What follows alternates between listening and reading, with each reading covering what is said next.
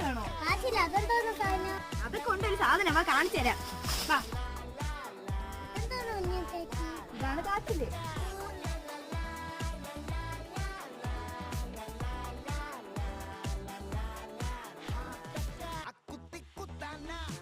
അയ്യേ, ഇതെന്തോന്ന്?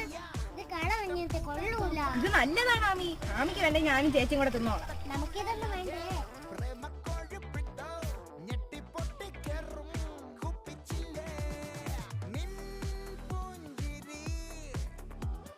ചേച്ചിയെ വാ, ഇത് റെഡിയായി. ആമിക്ക് ശിവനെ വേണ്ട, നമുക്ക് തിന്നാതാ.